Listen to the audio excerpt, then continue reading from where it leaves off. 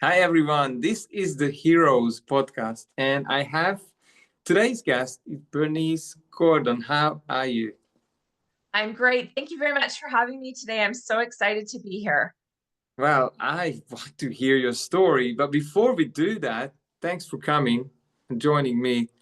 Uh, what do you guys need to know about Bernice?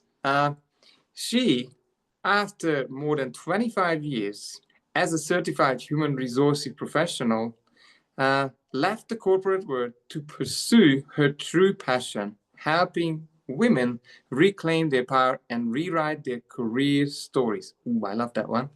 She's the founder of Coaching with Bernice and the Heartfelt Women's Hub, where she guides women through career breakthroughs using proven methods, mindset tools, resilience strategies, and deep heart-centered coaching.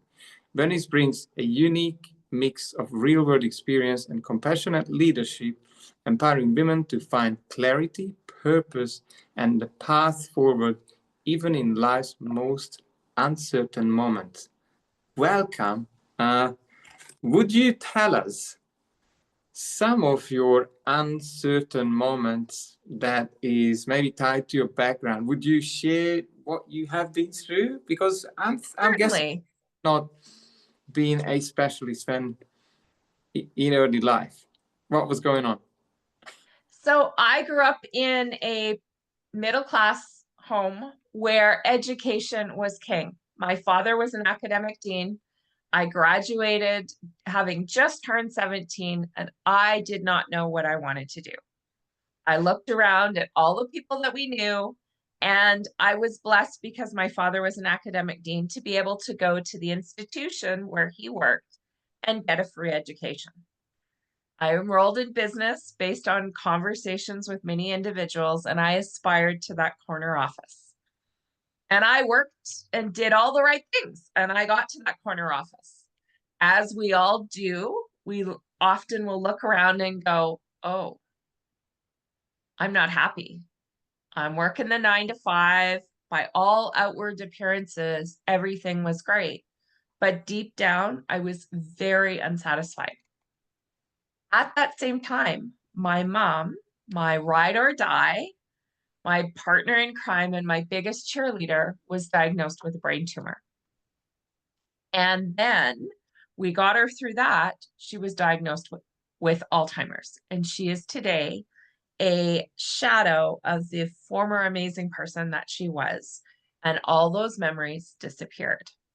But that's not my story. My story is the journey through that and looking at what is it that I want to have as my legacy.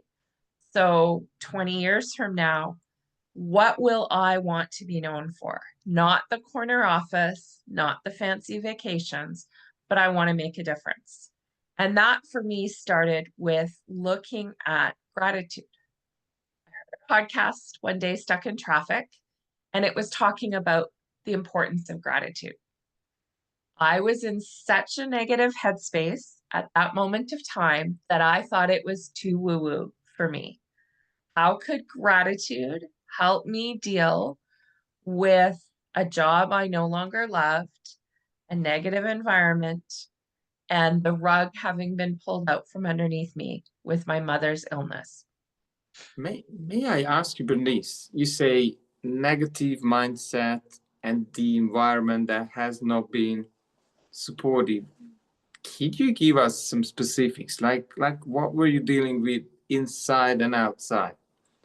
How did you feel? So, with respect to work, it was a whole lot of finger pointing, no one accepting responsibilities, and wash, rinse, repeat for solving the same problem day after day.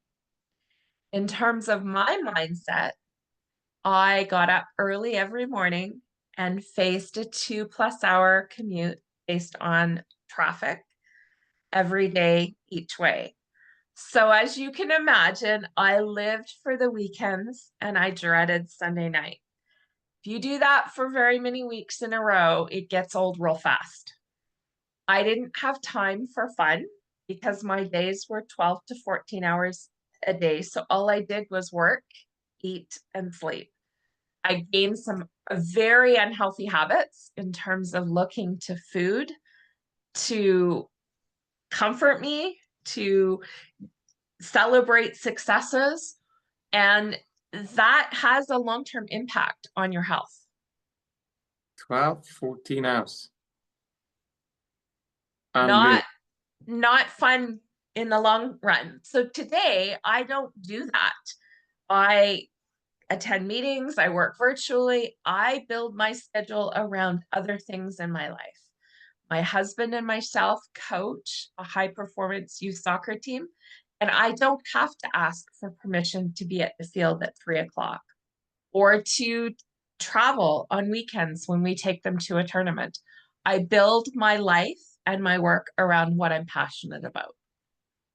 Now, may I ask you one thing? Like, I understand this was the past. What were the tools of change? Who helped you?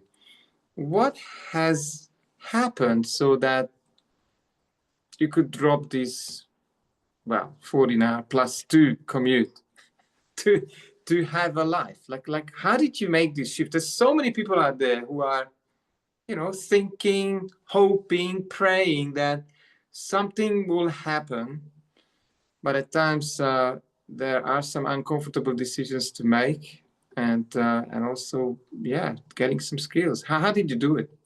So for me, I needed to go back to the basics.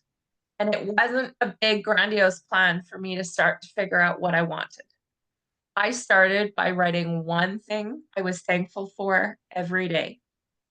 And that gave me a path forward and an opportunity to pause and to reflect and to start to notice what brought me joy. That was the catalyst that changed everything in my life by noticing the sunshine, by noticing the cup of coffee, a smile on a stranger's face.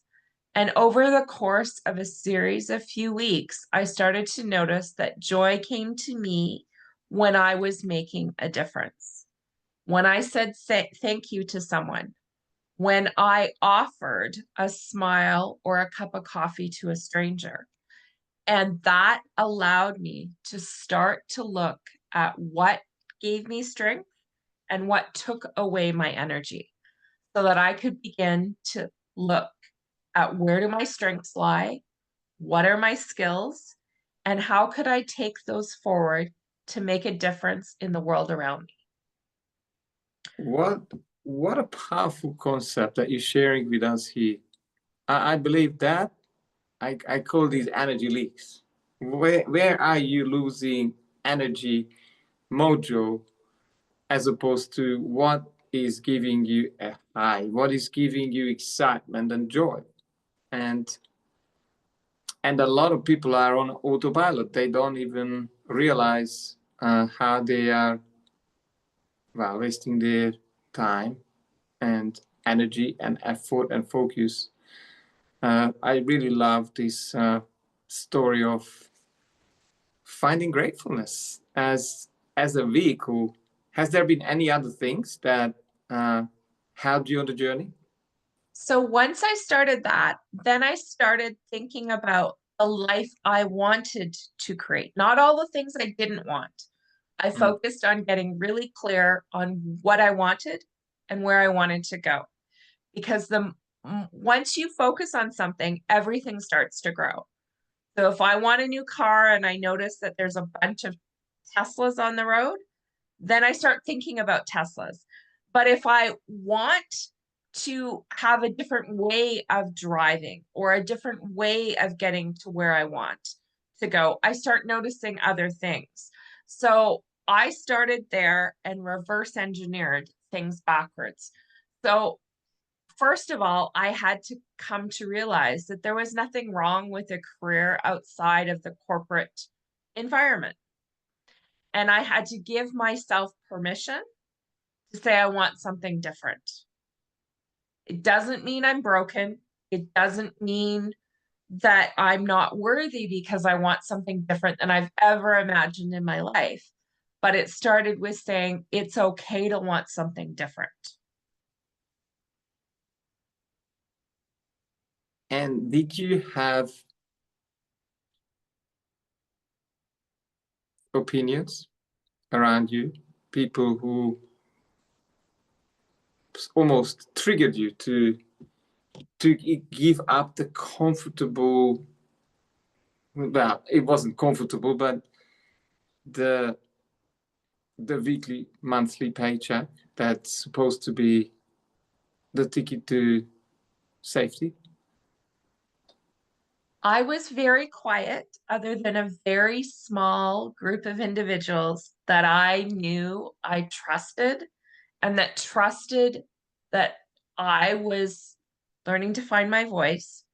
I didn't share it with the world. I kept quiet. I built my plan. I did my research. I had a few quiet cheerleaders in my corner asking me questions, spurring me on, encouraging me. But it was only once I knew my truth and was ready to step into it that I then shared it with the world. That Different people require different things, but I always encourage you to get quiet. Be honest with yourself. Keep a journal so that you can record those things, whether it's a written journal or you record your thoughts to something that you can listen to in time, but don't share it with the world, because the world will pull you in 1,000 directions at once, and you need to be true to that core of who you are. I love that approach. Quietly setting up a winning team and with their help, making that shift. I think there are a lot of casualties who have those goals and then sharing that with the people around who have their good opinion from obviously their fears and mindset struggles. What do you see? How many people are falling because of sharing it with the wrong people or asking people who are not qualified to help?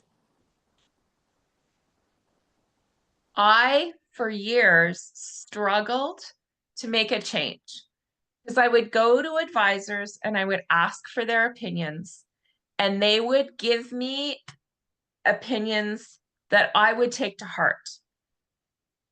Here's the thing, an opinion is only an opinion, and it only has power when you take action from it. But the truth is, you need to sort through that with a sift and determine what is actually valuable in there and what is just the fly leftovers. Take what you need and throw the rest away and keep moving. Because what other people think is nobody's opinion but theirs. What matters is what you think. And when you can step into that confidently and know that your worth is based on how you feel, not how everyone else feels, it is an empowering thing. Wow. I was just thinking, when I'm looking for opinions, I'm always closely checking the person's results because, well, mom and dad and well-meaning friends could be the worst people to ask for help, and I think you've done well. Obviously, you learned probably going in circles a few times. Yet, what is now? Who are your ideal clients? How would they know if they are listening to us now? My ideal clients are individuals that are mid-career. I work predominantly with women, but the principles are the same for men. You deep down are unsatisfied. You may have been passed over for a promotion. You may be looking at the organization and saying to yourself quietly, I don't feel like my values align. I don't see a future for myself here.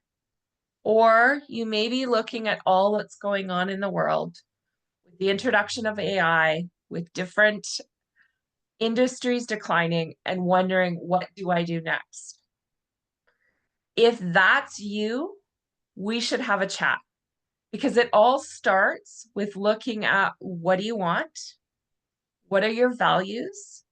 And how do you want to leave a legacy in the world? You can build a career around all of those things and be incredibly successful if you know what you want. That's a powerful concept. And what's your method? Like, what would happen if someone reaches out to you? And by the way, what would be the best way to engage with you? Do you have a website or more so on social? So I have a tool for all individuals called the Breakthrough Career Blueprint, and it's at breakthroughcareerblueprint.com.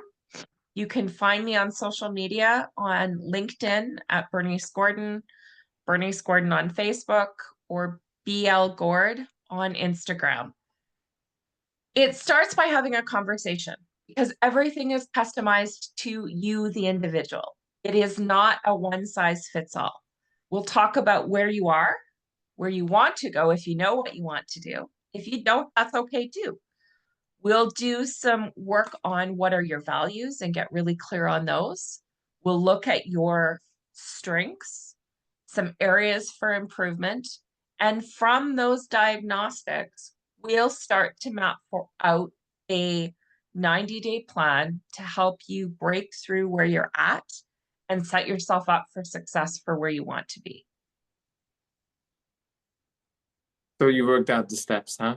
To get people to the destination once they have clarity. What would you be? Correct. So for some individuals, it might be spending some time on your communication and presentation skills. For another individual, it may be helping you develop your networking plan and how to position yourself. And for another individual, it might be setting up conversations for you to explore the possibilities in a couple of different industries. Wonderful. And what inspires you? Like, look towards the future.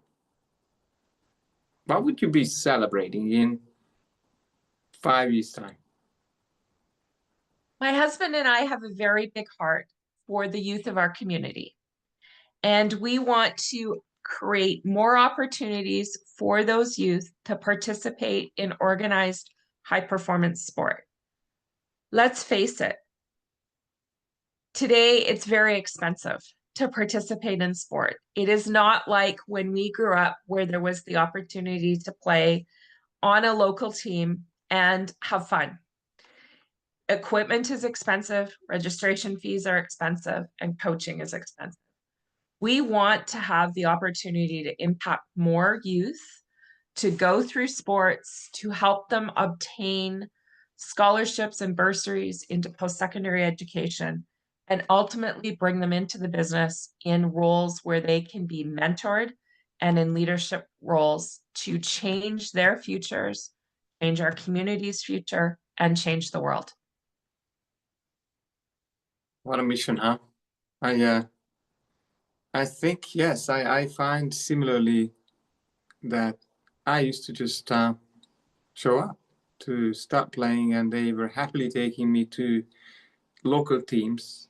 Now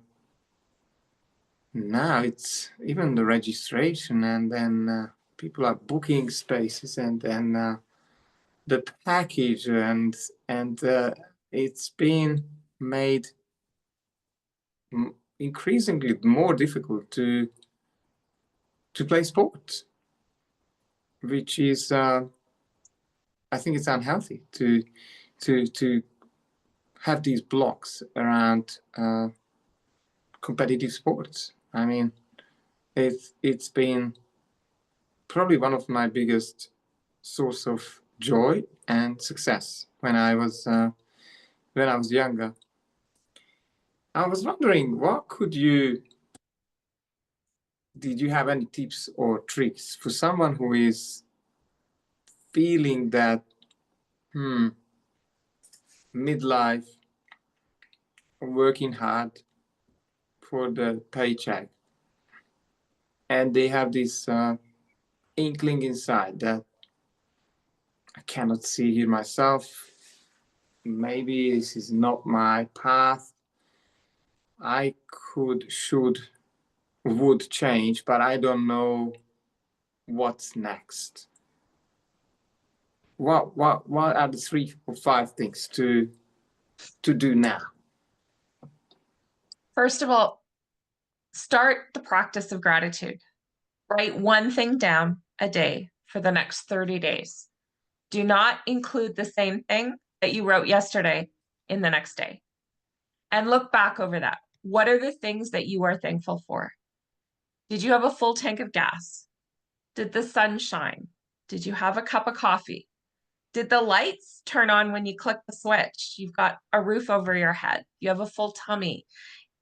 It's amazing what you will see on that, and that will begin to put a scaffolding around you and your career that lets you begin to build whatever you want that future to be. Next, think about what brings you joy. What are the things that you get super excited to do? Is it coaching your kids' soccer team? Is it going for a hike in the mountains? What is it? Write those things down. Then think about the last time you did something that you were super excited about and that it went well. Was it something involved in the community? Was it something involved in your job? Do you have to go back 20 years to when you graduated from university and the high you had? Whatever it is, write it down, because that will give you some clues. And then think about 5 years from now. 5 years from now, what do you want to be able to look around a room and say, I did X? What is that X? Take all of those pieces and you will begin to have a whole lot of data to begin to build your own roadmap. Start small. It doesn't have to be grand, but little nuggets will build upon themselves. It's about progress over perfection. I really love how eloquent and we haven't had these questions worked out. I really love how prepared you are with the life road plan for those, and I've seen this study and I'm wondering what you have come across. It's something, it said something like, I think 80% of employees are basically they don't like their job or hate their job. They wouldn't even go near the workplace if they could get the same amount of money. Like how do you see now, maybe as far as percentages as well, and how would you see this change in the future? Unsatisfaction. So the stats that I have are perhaps a little bit dated because they were pre-pandemic, but I still believe they apply. There's a study from Harvard that came out in 2018 that 80% of the workforce was disengaged, meaning on any given day, if they had an option to go to work or to do something else, they would choose something else. Knowing what I know from my 25 plus year career, I would say those numbers, unless one of two things are in the equation. A, they have a super empowering boss with a mission of the company that they are very crystal clear on and they are personally connected to. So it aligns with their values. They're doing something to change the world. Those individuals are crystal clear, they're dialed in, and they're excited to go no matter what. The rest of us, most of the time, we're dialing it in. And if we're not having regular communication interaction with senior leadership and with our own leader, depending on where we are in the hierarchy, we're just punching the clock. I can tell you, I don't want to be at the end of my life looking back and say, I punched the clock. I have a very dear friend and neighbor that passed away recently at 105 years old, and not one day of his life did he punch the clock. He had goals to reach out, interact, and make a difference in 5 people's lives every day, right up until the end. He would write letters, he would call individuals. He just was on a mission to make the world a brighter place.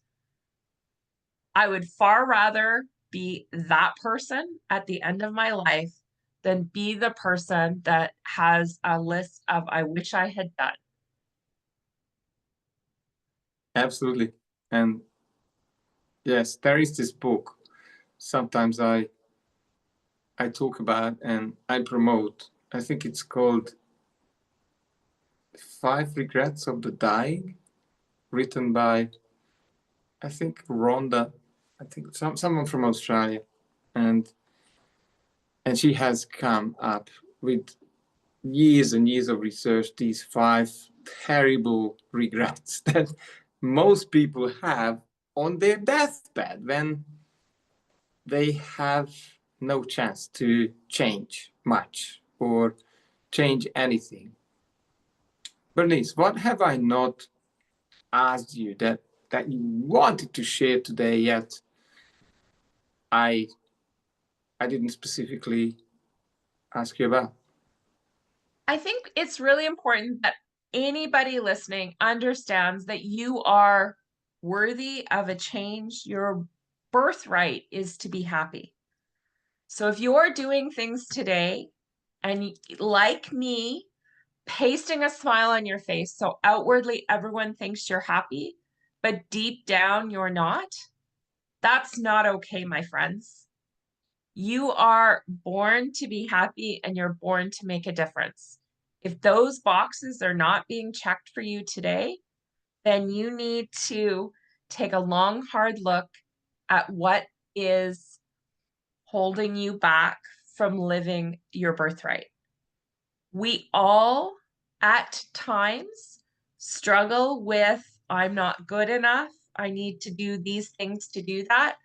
But the reality is, we are all evolving individuals, and change can be scary, but change is the only thing constant. So use that as a guide to move yourself towards something you want. How powerful. Ladies and gentlemen, reach out to Bernice and follow her content, because obviously there are a lot more value behind those words, and the tools that she has for you could be the key to your new life of satisfaction, joy, contribution. Any last words, Bernice? I want you to think about this. At the end of your life, what difference have you made? Because that will be your legacy. Go forward and take those messy moments, whether it's a challenge with the family, a job that's not satisfying, and create your own masterpiece because you deserve it. Thanks very much for your time.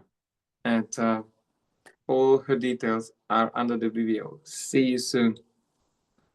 Thanks, Andre.